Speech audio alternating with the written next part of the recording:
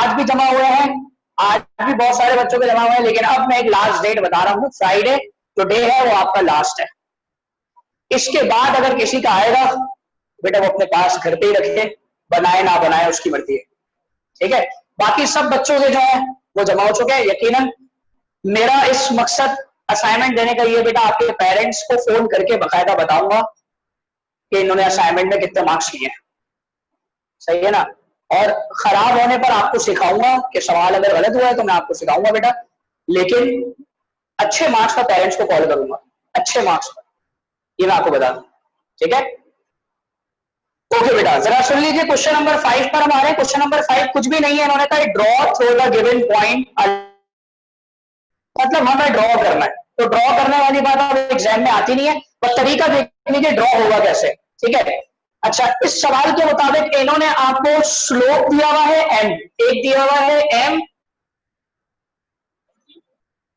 और एक दिया हुआ है पॉइंट, और पॉइंट क्या दिया हुआ है 2, -1। अगर इस पे टिक डलवाओ खत्म हो गया सब। देखिए बेटा आप मेरी बात को सुनिए, इन्होंने सवाल में आपके सामने स्लोप और पॉइंट दिया है। आपको मैंने 4 किस्म के स्लोप बताए थे, याद होगा आप सबको। 4 किस्म के स्लोप किस लिहाज से, एक मैंने बताया था आपको नेगेटिव होता है, एक होता है स्लोप पॉजिटिव, एक स्लोप होता है 0 और एक स्लोप होता है, तो पॉजिटिव और नेगेटिव स्लोप के हवाले से सीखने सबसे पहली बात मैंने आपको बताया था, जब ग्राफ में पॉजिटिव एक्सिस की तरफ स्लोप बढ़ रहा हो, चाहे वो किसी भी डायरेक्शन में हो, लेकिन जा किधर रहा हो, पॉजिटिव एक्सिस की तरफ, तो ऐसा ग्राफ कौन सा कहलाता है बेटा, पॉजिटिव स्लोप का ग्राफ कहलाता है, उसका स्लोप पॉजिटिव कहलाता है। जब ग्राफ की वही लाइन बेटा नेगेटिव एक्सिस की तरफ बढ़ रही हो, नेगेटिव एक्स एक्सिस की तरफ, सेकंड क्वाड्रेंट की तरफ, तो वहां ऐसी लाइन का स्लोप क्या कहलाता है, नेगेटिव स्लोप, ठीक है। और जिस ग्राफ की लाइन बिल्कुल स्ट्रेट हो, ऐसे, तो देखो मैंने कहा पॉजिटिव स्लोप होगा जब भी इस लाइन पर कोई भी चीज रखूंगा वो कहां आ जाएगी, नीचे आ जाएगी। नेगेटिव स्लोप पर भी लाइन आ रही है, लेकिन जीरो स्लोप पर जहां पर कोई स्लोप नहीं होता वहां मैं कोई भी चीज ऊपर रखूंगा वो नीचे नहीं आएगी, वो उसी जगह पर रहेगी। और उसकी वजह नीचे रहने की क्या है, क्योंकि उसमें कोई भी स्लोप नहीं है, उसमें कोई भी स्लोप नहीं है। फिर उसके बाद हमने अगली चीज समझी इन्फिनिटी। इन्फिनिटी इनफाइनाइट आपको गिवन आना चाहिए कि इनफाइनाइट अगर मेरे पास कोई भी इस तरह वर्टिकल लाइन होती है तो उस पर अगर मैं स्लोप मालूम करना चाहूं तो स्लोप तो होगा लेकिन वो इनफाइनाइट होगा, हम उसे कैलकुलेट नहीं कर सकते, अनडिफाइंड है, ठीक है बेटा। तो 4 किस्म के स्लोप आपने देखे, पॉजिटिव, नेगेटिव, 0 और इन्फिनिटी। आज पहला काम ये है कि पहले देखकर बताओ ये 3/5 है, ये पॉजिटिव है या नेगेटिव है, तो पॉजिटिव है, इसका मतलब लाइन जो है वो किस तरफ बढ़ रही है, पॉजिटिव स्लोप की तरफ। लेकिन अब समझना ये है कि जो पॉजिटिव स्लोप की तरफ बढ़ रही है उस पॉजिटिव स्लोप के मुताबिक, उस पॉजिटिव स्लोप के मुताबिक अगर मैं इसको सिर्फ प्लॉट करूं तो x की वैल्यू 2, y की वैल्यू -1, पॉइंट कहीं आ रहा है, x की वैल्यू 2, y की वैल्यू -1 यहां, तो पॉजिटिव में अब जो लाइन ड्रॉ करेगी वो ऐसे करेगी, जबकि नेगेटिव होता तो लाइन कैसे ड्रॉ करती, इस तरफ। तो पॉजिटिव स्लोप की वजह से मैं जब लाइन को ड्रॉ करूंगा बेटा तो ये पॉजिटिव एक्सिस की तरफ बढ़ेगी, तो इसका स्लोप क्या हुआ 3/5 और इसका पॉइंट क्या हुआ 2, तो स्लोप पॉजिटिव है और पॉइंट क्या हुआ 2, ऐसे सवाल को या ऐसी इसका देखो यहां तो हमने प्लॉट किया है, बट इसको कहेंगे कैसे, आने वाले दिनों में 2.5 में इसके जरिए हम इक्वेशन निकालेंगे। ये वो सवाल है बेटा जिसमें एक स्लोप दिया हुआ है, एक स्लोप और एक पॉइंट दिया हुआ है। लाइन में आपको आज तक कितने पॉइंट दिए जाते थे, 2, अब यहां पर 2 पॉइंट नहीं दे रहा, कितने पॉइंट दे रहा है, 1। तो लाइन का जब कोई एक पॉइंट दिया जाता है तो एक स्लोप दिया जाता है, तो वो कहलाता है slope and point. Slope and point का फॉर्मूला भी है जो आप 2.5 में पढ़ोगे कि स्लोप पॉइंट फॉर्मूला क्या होता है, समझ रहे हो बात को। तो अगला सवाल अगर हम देखते हैं, अगला सवाल, तो अगला सवाल अगला पार्ट है 3,4 एंड -1/2, इसी के अंदर ड्रॉ कर रहा हूं।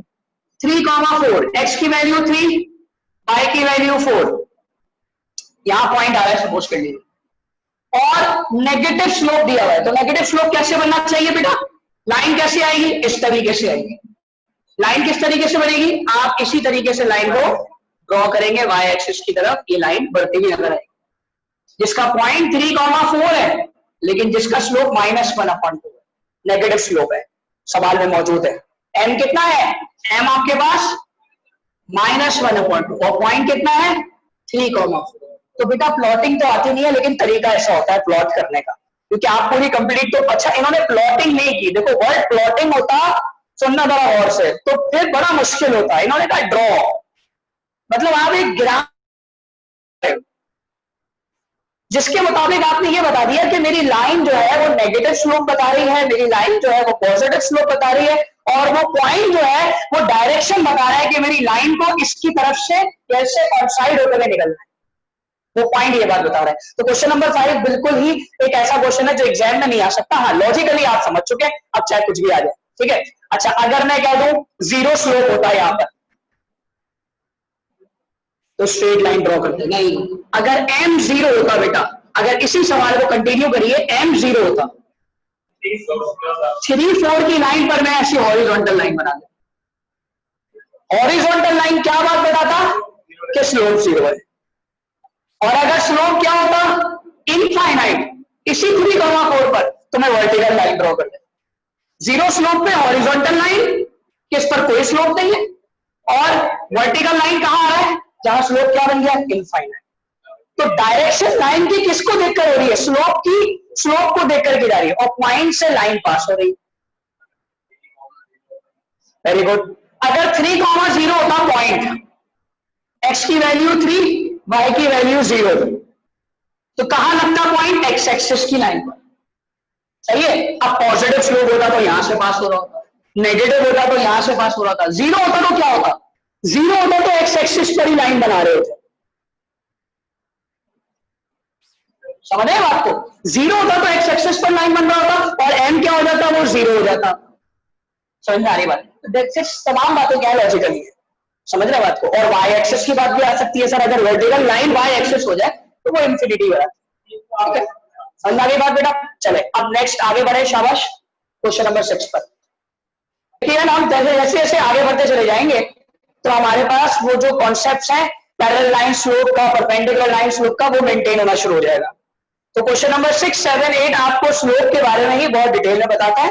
तो अब हम जरा देख लें, सबसे पहला काम जो है वो देख लें। इन्होंने आपसे कहा the bisector of the first and third quadrant, आपको बाइसेक्टर यानी वो लाइन जो है वो बाइसेक्ट कर रही है थर्ड क्वाड्रेंट से भी और फर्स्ट क्वाड्रेंट से भी। तो अब जरा देखिएगा, अगर मैं कहूं ये फर्स्ट क्वाड्रेंट है और ये थर्ड क्वाड्रेंट है, तो इनके बाइसेक्ट होने का पॉइंट जो बिल्कुल मिड पॉइंट होगा वो कौन सा होगा? ओरिजिन। तो एक ऐसी लाइन ड्रॉ हो रही है बेटा जो कहां से ओरिजिन से, तो जब ओरिजिन से कट होते हुए जाएगी बेटा, इस लाइन के अंदर अब आपको समझना है, इन्होंने लिखा है what is the inclination. Inclination जो है बेटा वो क्या कहलाता है? एंगल। इंक्लिनेशन को भी, इंक्लिनेशन एंगल का दूसरा नाम होता है, इंक्लिनेशन एंगल का दूसरा नाम है। आपसे कह रहे हैं एंगल बताओ मुझे, and the slope of each of the following lines, और जो जो लाइन यहां से पास हो रही है उनके स्लोप भी बताओ। अब बताओ कहीं सवाल में स्लोप का जिक्र तो नहीं है, कहीं लिखा हो कि एन की वैल्यू गिवन हो, या अगर मैं बात करूं कि भाई एंगल पता चल रहा हो कि ये जो लाइन जीरो से पास हो रही है इसका क्या एंगल है, तो अब समझना है इस चीज को कि देखो ये लाइन, जरा गौर से सुनना, ये लाइन क्या एक्स एक्सिस या वाई एक्सिस पर पैरेलल है? नहीं। क्या ये लाइन एक्स एक्सिस या वाई एक्सिस पे परपेंडिकुलर है? नहीं। अगर ये लाइन पैरेलल या परपेंडिकुलर की कंडीशन होती तो वो हमें पता है कि पैरेलल में m1 और m2 क्या होता है? बराबर होता है, या m1 multiply by m2 is equal to minus. लेकिन अगर वो लाइन कोई दूसरा एंगल बना रहा हो, ना तो परपेंडिकुलर ना तो जीरो, पैरेलल का मतलब क्या है? जीरो, तो इसका मतलब है वो कोई दूसरा एंगल बना रहा है। तो ऐसी कंडीशन पर, एक मिनट आ रहा हूं मैं, ऐसी कंडीशन पर आप m की वैल्यू क्या लगाओगे, m किसके बराबर होगा, tan थीटा के। स्लोप बन जाता है tan थीटा के बराबर, क्योंकि हमें यहां पर थीटा की वैल्यू निकालनी होती है। तो अब इसको समझे, एक मिनट वेट करिएगा। सबसे पहले बेटा आप इंक्लिनेशन बताएंगे, सबसे पहले इंक्लिनेशन को बताएंगे, ठीक है। इंक्लिनेशन मतलब क्या है, थीटा। इंक्लिनेशन मतलब क्या है, थीटा। थीटा कितना है बेटा आपके पास, 45 डिग्री। अब बताओ, m मालूम करना है, स्लोप जो कि किसके बराबर होता है, tan थीटा के। तो tan 45 की वैल्यू बताइए जल्दी से, 1 होती है। स्लोप कितना निकल गया, 1। दो चीजें निकालने की, इंक्लिनेशन और स्लोप। इंक्लिनेशन क्या होता है भाई, जब लाइन पास हो रही है तो वो कितना एंगल प्रोड्यूस कर रही है। जब वो 45 डिग्री एंगल प्रोड्यूस कर रही है तो वो आपने फाइंड आउट करना है, ठीक है। नाउ नेक्स्ट पार्ट लिख रहा हूं, जल्दी से कॉपी करें इसको। एंगल कैसे, the bisector of the second and the third quadrant. अब वो कह रहा है फोर्थ होगा ये, सॉरी, फोर्थ और सेकंड क्वाड्रेंट। फोर्थ और सेकंड क्वाड्रेंट कैसे आएगा, बिल्कुल अगर बीच का एंगल होगा, जी बिल्कुल बीच का होगा, तो इसका मतलब 90 से 180 का बीच, 90 से 180 का बीच, और इसी के साथ साथ 360 से 270 का बीच, बिल्कुल सेंटर है ये। अब मुझे एक बात बताओ, ये जो बिल्कुल सेंटर से हमने लाइन ड्रॉ करी थी, ये 45 डिग्री करी थी। कैसे किया था हमने, 90 और 0 का हाफ। अगर मैं कहूं ये भी 45 डिग्री रिमेनिंग एंगल है, यहां तक तो एंगल है, लेकिन ये जो बचा हुआ एंगल है कितना है, 45 डिग्री। मैं 180 से 45 निकालूंगा तो 0 से लेकर यहां तक का एंगल पता चल जाएगा, क्योंकि एंगल आपको पता है एक्स एक्सिस से हॉरिजॉन्टल आता है। एग्जैक्टली 180 से 45 डिग्री को माइनस कर दूंगा तो बेटा मेरे पास ये पता चल गया कि मेरा इंक्लिनेशन कितना है, 135 डिग्री। समझ में आ गई बात। आप मुझे एक बात बताओ, जब 45 डिग्री था, जब 45 डिग्री था तब तो पता चल रहा था कि 45 है, लेकिन जैसे ही हमने सेकंड और फोर्थ क्वाड्रेंट से बाइसेक्ट करते हुए लाइन गुजारी तो एंगल बढ़ गया, 180 से 45 को क्या कर दिया, माइनस कर दिया। अब जब इसको स्टार्ट करेंगे बेटा तो सबसे पहले क्या लिखेंगे, इंक्लिनेशन। जी इंक्लिनेशन यानी थीटा कितना है बेटा आपके पास, 135 डिग्री। स्लोप आपने निकालना है, m किसके बराबर है, tan थीटा के। तो m बराबर है tan 135 डिग्री के। 135 डिग्री बताइए कितना निकला है, कैलकुलेटर से, साइंटिफिक कैलकुलेटर। हाँ यही रखा, बताओ जी, -1 स्लोप आ गया भाई। जरा देखकर बताओ, क्या नेगेटिव स्लोप ऐसे बनता है और पॉजिटिव स्लोप कैसे बनता था। तो बात कंप्लीट हो रही है, स्लोप भी सही बन रहा है और साथ साथ जो है वो आपका इंक्लिनेशन भी सही आ रहा है, ठीक है बेटा। समझ में आगे बात, दोबारा सुन लें। क्या बात आई कि अब एक ऐसी लाइन चाहिए बेटा जो कि किससे बाइसेक्ट करते हुए जा रही हो, थर्ड। और ना होता बेटा, अगर ड्रॉ करना होता तो फिर मुझे ये 2 पॉइंट ग्राफ में ले जाने होते, प्लॉट करने होते, सही है। और साथ साथ फिर मुझे लाइन बतानी होती कि वो लाइन जो है वो कौन सा स्लोप बता रहा है। ये चीज मैं चेक करने के लिए तो कर सकता हूं, बट बनाना नहीं है मुझे। अब मुझे चाहिए 2 पॉइंट की मदद से स्लोप, और ये क्लास 2 एक्सरसाइज 2.4 शुरू होने से पहले ही मैंने आपको बता दिया था कि बेसिकली 2.1 होती है 2 पॉइंट की मदद से डिस्टेंस मालूम करने वाली, 2.2 होती है 2 पॉइंट की मदद से डिवीजन पॉइंट, मिड पॉइंट निकालने के लिए, और 2.4 जो होती है वो 2 पॉइंट की मदद से उस लाइन का स्लोप फाइंड करने के लिए होती है। तो अब अगर 2 पॉइंट सवाल में दे दिए जाए और आपको अब ड्रॉ नहीं करना, सिर्फ आपने स्लोप निकालना है, तो बेटा इसको सॉल्व करने के लिए आपको क्या करना होगा, आपको स्लोप का फॉर्मूला लगाना होगा। स्लोप का फॉर्मूला m बराबर है y2 minus y1 divided by x2 minus x1। तो बेटा y2 आपके पास यहाँ क्या है, 9 माइनस 7 डिवाइडेड बाय 2 माइनस 3, ऐसा ही है। तो बताइए 9 में से 7 निकाल दिए, -1, तो माइनस की साइन ऊपर चले जाएगी और 1 हट जाएगा, तो आपका स्लोप क्या बन रहा है? नेगेटिव। स्लोप क्या बन रहा है? एक पॉइंट है 3,7, एक पॉइंट है आपके पास 2,9। समझ में आगे बात? आगे चलिए नेक्स्ट अगला पार्ट। 5, -2 x1 y1